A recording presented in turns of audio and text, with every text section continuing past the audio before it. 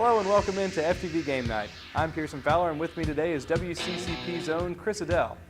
The National Labor Relations Board of Chicago has recently ruled that Northwestern athletes are considered employees of the university. Also, Deshaun Jackson was recently cut by the Eagles. Where might this superstar land? But first, March Madness. Chris, we've made it to the Final Four. Yeah, I don't think any of us thought about this Final Four.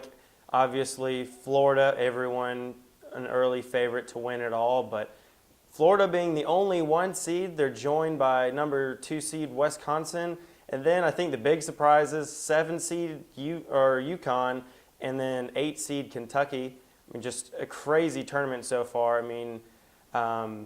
I've been very excited to watch Kentucky's run. I think that's, other than UConn, I think Kentucky's the biggest surprise so far. Obviously, everyone's thought this was a very talented team, maybe the most talented team in college basketball. They struggled through the SEC this year. They lost to South Carolina in Columbia. South Carolina obviously struggles. Beaten by Florida 3 times this year. Julius Randle, early pick to be one of the top 3 NBA draft picks this next summer, and really just, they just came alive this tournament. I don't think anybody really expected that. They've always had the size. All their starters are 6'6" or taller.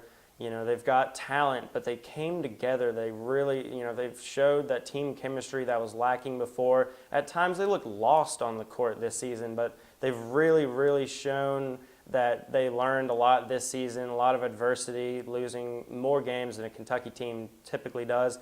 Came under a lot of fire for, one and done. Maybe that shouldn't be, Kentucky's philosophy anymore. Maybe you should try to groom players over 2 or 3 seasons instead of just trying to get the 5 best freshmen and see what you can get this year. Then we'll have 5 new ones next year. But I think they'll have a very exciting matchup in the Final Four, and then just beating Wichita State, Louisville, and Michigan. I don't think anybody expected that, and I'm excited to see that game. Yeah, I think it's safe to say that Kentucky's really been the surprise of this tournament, which, by the way, has been a fantastic tournament. Lots of late game drama, big shots all over the place, and 2 sort of Cinderella teams in the Final Four. I don't think it's entirely fair to consider UConn or Kentucky Cinderella teams, because they are both very talented, particularly a Kentucky team, which, as you mentioned, struggled, lost 10 games in the regular season, which is very uncharacteristic for a John Calipari squad, and one that has NBA talent at every position.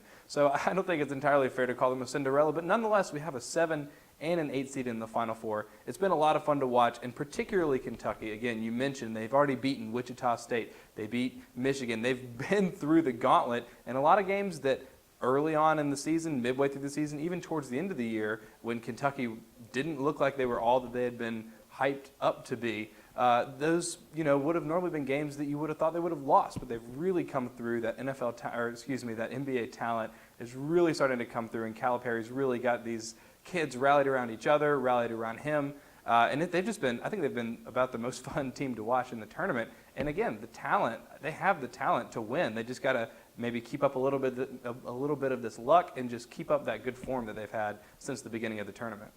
Yeah, I think for me the most exciting moment in the tournament was Kentucky's wild finish against Michigan this last week. Tied 72 all. Kentucky just dribbling up the court, taking their time. They want that final shot. And then the Harrison twins, I think that's been, Julius Randle obviously been the best player all season. And has done wonders for his draft stock, I will mention, because again, just a generally underwhelming season for Kentucky, and particularly for Randle, but he's had a very, very good tournament. Yeah, Randle, obviously he's the player you've looked at all year, but the Harrison twins were the story in this last game. Andrew Harrison put a pass out to his brother, Aaron, and then hit that dagger of a 3 to go up 75-72, and then Wolverines didn't have a chance to come back. I think that's one of the best moments we've seen all tournament, and I'm really excited to see that matchup with Wisconsin. I think it'll be a really good physical matchup. You've got Wisconsin, a team that they're not trying to be flashy. They go through 7-footer Frank Kaminsky. They play sound basketball, play hard mouth, defense. And then Kentucky, all of those guys, 6'6", they're huge guys. They're just going to hit you hard. by the post, and I'm excited for that. I'm not sure who I'm going to pick. I mean, Kentucky, I haven't expected them to win any of their tournament games except their first round, but they continue to show they're the real deal now, and I'm just excited for that matchup. But Florida, I think they're the team you have to look at. Obviously, they're the number 1 seed, but who knows? Because the only 2 games they've lost this year are to UConn and Wisconsin, and then their last matchup with Kentucky was a 2-point win in the SEC tourney, and I'm not sure. I mean, obviously all 3 of those teams have given Florida trouble, but they haven't lost since December 2nd, 25 straight wins. And 2 more wins and they're national champions. And I don't know. I think it's going to be hard to stop them. What do you think about that? Yeah, like you mentioned, they've been unstoppable. Their winning streak is fantastic. And as you mentioned, only lost 2 of those games. One of them, granted, was to UConn in what was a bit of a fluky finish. And also Florida, was suffering from a lot of injuries. But since then, they've been absolutely unstoppable. They have 4 seniors. They have Billy Donovan, who's been here several times before. I think the experience of this Florida team is ultimately going to win out. But I think it'll be a very good game. And on the other side, you mentioned the Wisconsin-Kentucky game. I think that's going to be the more exciting of the 2. As you mentioned, Wisconsin, a more physical, not as flashy team. They're going to pound it down low, and then they're going to spread you out. They have some guys that can make some threes. But I think, I think we're looking at what's going to be a Kentucky-Florida championship, which will be interesting because, again, as we both mentioned, Florida has already beaten Kentucky 3 times this year, but Kentucky's hotter than they've ever been, and again, have that NBA talent at every position. Julius Randle's really picking it up. So it's going to be the young NBA talent versus the 4 experienced seniors, I'm guessing, in the championship. What's your pick? I think you have to go with Florida here. I've been confident with them for the entire tournament, picked them to win in my bracket, and that defense and that leadership. Kentucky, obviously, the talent has been there all season. They're hot right now, but I think that, just experience and leadership will win it for Florida. All right, well, we're up against a break, but on the other side, Deshaun Jackson recently cut by the Eagles. Where is he going to land? More coming up on FTV Game Night.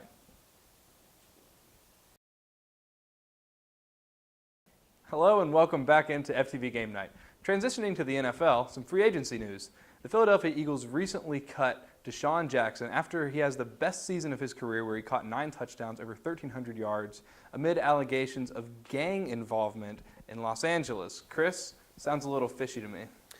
Yeah, I was obviously surprised by the news on Friday. Came out of nowhere. Just eating lunch, ESPN announcing Deshaun Jackson released. I think this is, obviously there's some things we don't know. I'm not sure. I'm not going to speculate as to if Deshaun Jackson is involved with gang activity. It seems as though the Eagles organization is a little wary of, allegations that he is.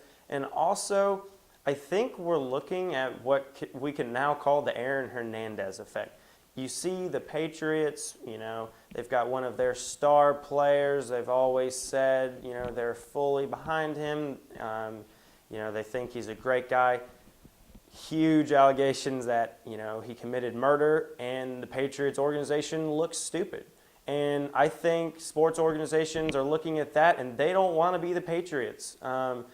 If they're, I think people are looking at that and taking that into consideration, and that's really played an effect into this part. I mean, obviously he's in his 2nd year out of his 5-year extension, and they're just cutting him immediately, no questions asked. I think people are scared and they don't want to look like the Patriots, but I think this might have been a little hasty, and I think we need to learn more before we can say if this was a good decision or not for the Eagles. Yeah, I can understand it, and I think hasty is an understatement. They officially released him 35 minutes after the initial report of his relation with gang involvement came out. Again, I agree, maybe a little hasty, but I think it's good, and it makes sense to be a little bit overcautious at this point. You mentioned the Patriots were sort of embarrassed. Nobody wants to be the team with their, caught with their pants down at this point after something, like this came out as recently as it did. The Aaron Hernandez news is still very fresh. Now, I don't think there's anything tying Deshaun Jackson to murder. I haven't heard anything, even rumors to that effect. But again, he's a guy that hasn't necessarily been well liked in the locker room since he's been in the league. And when you get involved with gang stuff, I mean, that's just always sketchy, and you always want to be wary. And the thing is, I feel like Philadelphia may have some more information than the general public has. Not only, again, I can understand why when you see gang involvement, maybe he's already a little sketchy, you're already looking to trade him, you're going to go ahead and put the axe down. But 35 minutes is just, that's too soon for me. And to think, this is a guy, again, that is coming off the best season of his career, already a guy that's a star in this league, a guy that's going to have a lot of value in a trade, so you're almost certainly going to be able to get something you need, a piece, maybe even 2 draft picks, something like that for Jackson. The fact that they cut him, that's foregoing a lot of potential value that they could receive in a trade. That's big news. I think there's a lot more here that's yet to be revealed. Yeah, I definitely agree with you. There's no reason to cut a player. Just obviously they've been talking about, locker room mentality, how he's not the best teammate. But I definitely think, the gang, rumors, I think that's the reasoning, and I think there's more to it. But now, that's all in the past. It's time to look to where he'll end up in the fall. Looks like the Carolina Panthers, Cleveland Browns, Washington Redskins, and even the 49ers are in the mix. Where do you think is the most likely option for him to end up with? I don't know about the most likely at this point, but I think it's safe to say the 49ers is the least likely option. Yeah. Because they already have playmakers at receiver. They don't really need Jackson. Of course, he can just about make any roster better. But when you have a good team, when you have what seems to be a relatively sound locker room situation, the Jim Harbaugh stuff is interesting, but it seems like the players at least are, I haven't heard anything bad coming out of the 49ers locker room. I don't think he's going to end up there. I would be surprised if he ended up in Carolina, and what I've been hearing is mostly that he's been in close talks with the Redskins. Wouldn't be surprised to see him end up there. You have an aging Pierre Garçon, and you have RG3 coming back next year. He's going to need another target, and the Redskins are in desperate need of any help that they can get. Right, yeah, I think 49ers, I think that's completely out. You also have to think about cap space. Colin Kaepernick is due a very large contract in the very near future, and they won't have room for Deshaun Jackson as far as cap space. So I think that's completely out. Carolina Panthers, I'd say they need a playmaker, but obviously Redskins seem to be the favorite. They need somebody. Garçon, he's the go-to guy every time he passes in the ball, and he really needs somebody alongside. And then Cleveland, I don't think we're gonna see him in Cleveland. You've already got Josh Gordon, and the Browns have been very active already in free agency, and I think they have a plan, and Deshaun Jackson was not in that plan, and I don't think they're just going to pick him up now because he's available. I think they're going to stick to their plan. So I think we'll see him in Washington. All right, well, let me ask you what might seem like a bit of a silly question. Are teams going to be reticent to pick up Deshaun Jackson? I know that nothing's come out certainly, and that there have not even been serious accusations other than potential gang involvement. So it's not even like Aaron Hernandez where maybe he murdered someone, because that's still a big deal, even if that's a maybe. But are teams going to be willing to take on someone that could, 6 months down the road, have a huge storyline attached to him, have the media following around? Are teams going to be willing to invest in him if he's going to be coming with these distractions? I think an organization like Washington, which has just imploded in its second season with RG3, they're going to see that risk, but they're not going to be able to say no to getting Jackson, I think. And I just think they need a playmaker, and that need is greater than the potential risk of, further allegations coming out of concrete evidence that Jackson's done something. Like Jackson, maybe not the best locker room mentality, but he's had a clean slate except for this, and I don't think you can risk that. And you're going to have to go and get a playmaker if you're going to expect to bring back anything in Washington this season. Yeah, organizations again like the 49ers, the Panthers, even the Browns, who have been rebuilding, aren't going to be willing to take on any of these distractions, where it feels like Washington can afford to, needs to. They just need to do something to turn around this wretched run that they've had of late. But that's all the time we have. We're going to come back on the other side and talk about the NLRB's branch in Chicago's ruling on athletes at Northwestern and 16 other private universities. You're watching FTV Gamenight.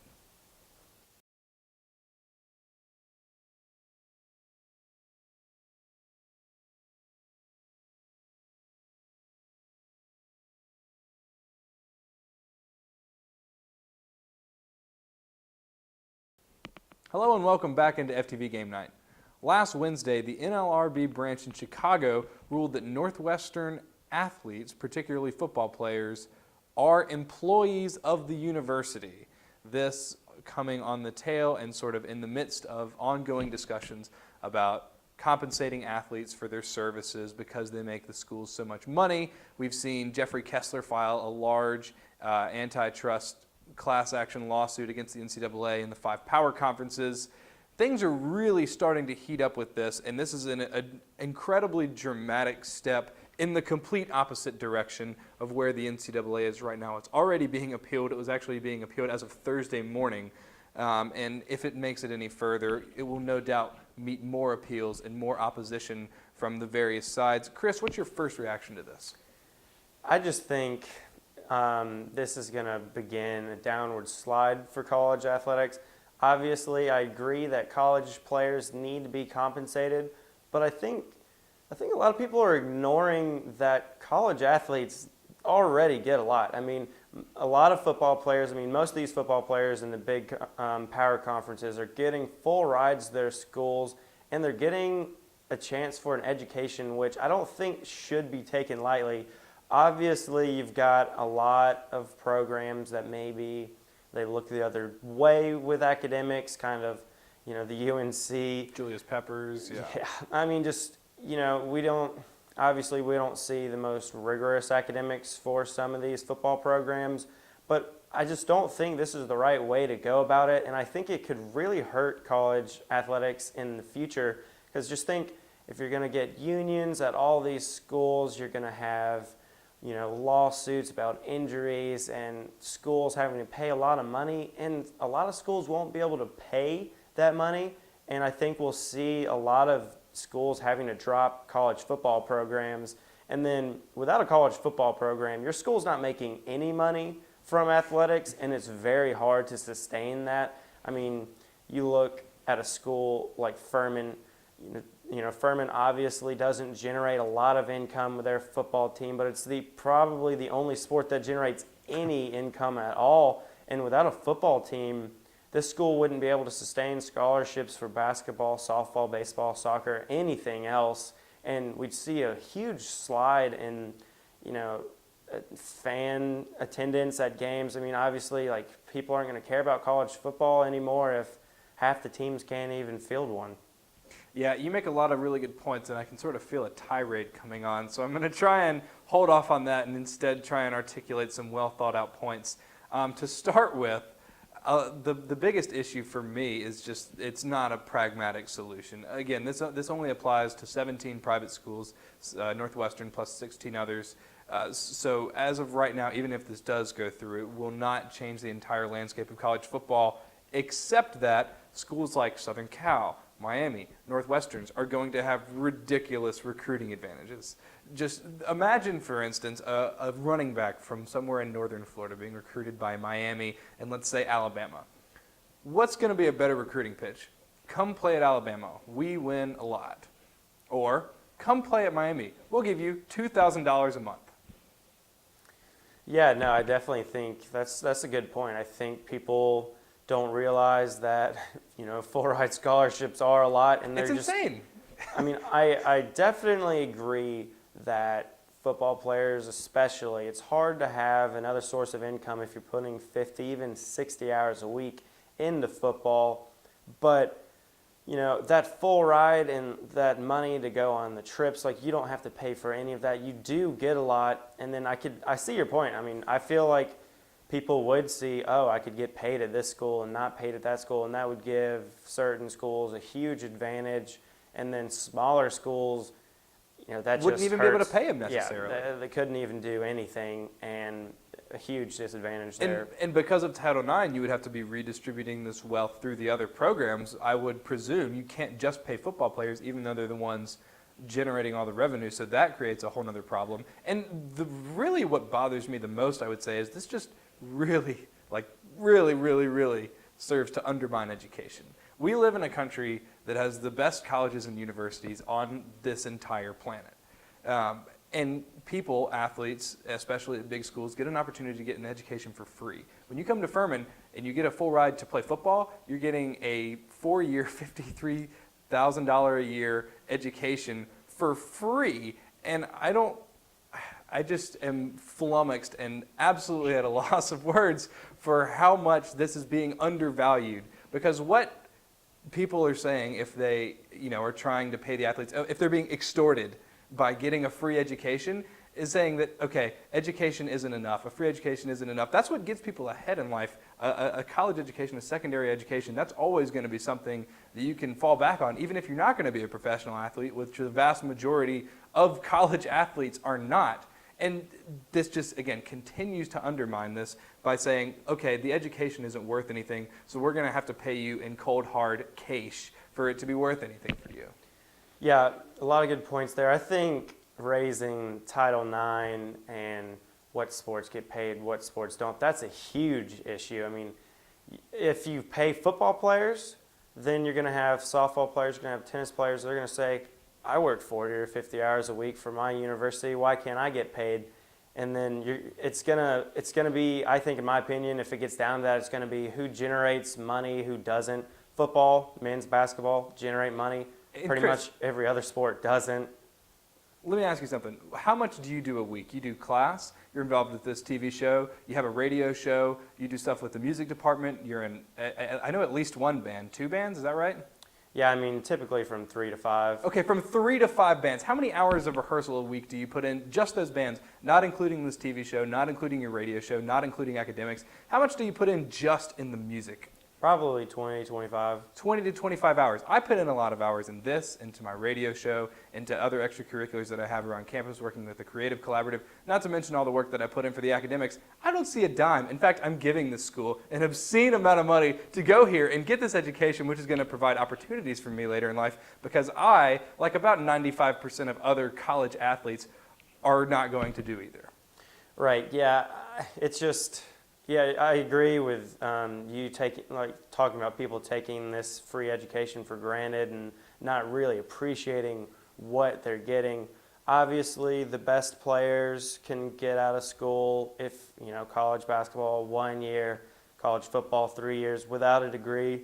But you see all those NCAA commercials where they talk about the student athletes and I'm going to go professional in something else, and it's just such a small percentage. And that's a huge campaign that the NCAA has been running for some years now. Mm-hmm. Yeah, I don't know. It's too early to tell the lasting effects of this, but it's startling that it's taken such a huge stance right now. I mean, you've got Northwestern, the spearhead, and then college athletes all over, just maybe not really realizing the whole situation. I think people are jumping to conclusions. Yeah, and I will say there are reforms, maybe not even reforms, but there are changes that need to be made in the NCAA, but this is jumping to the complete opposite end of the spectrum and is going to create just as many problems, if not more, than the current system. So I can understand wanting to, incite some change in the system, but this is not the right way to go about it. We're out of time, folks. I'm sorry that was a tirade. I think I'm sweating. But join us, same time, same place, next week. And here's Taylor Collins with the Furman Sports Report.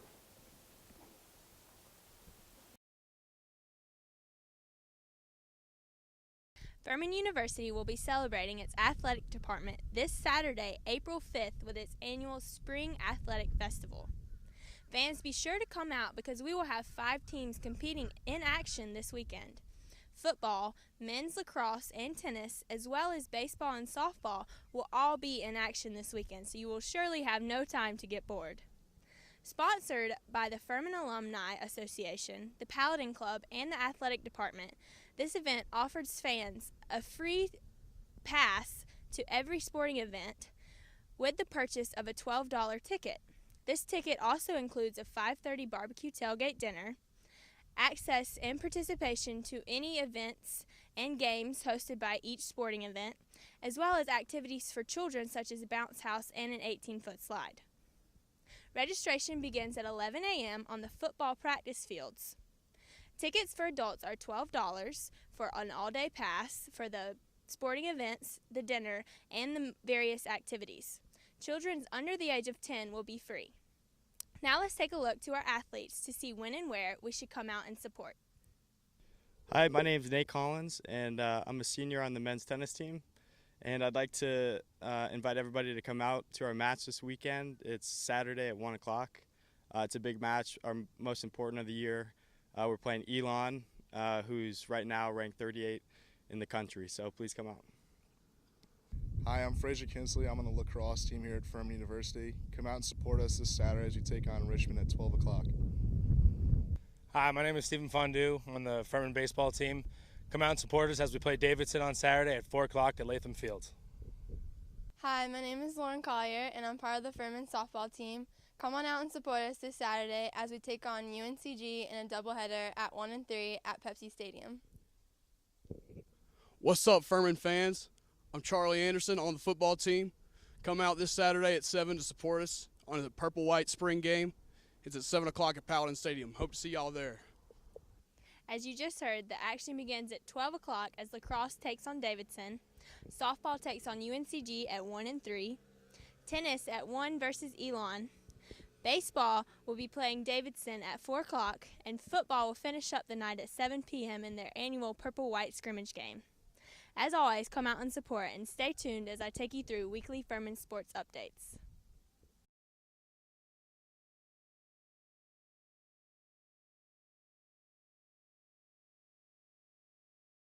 The C Jackson. All the time. Huh? He's on the Bluetooth all the time. Who? You. Me? Yeah. Am I? If you don't watch FTV Gamenight, then you. Whoa. Be nice to our nice viewers, Stephen. Please watch FTV Gamenight. It's a wonderful program, and you'll really love it.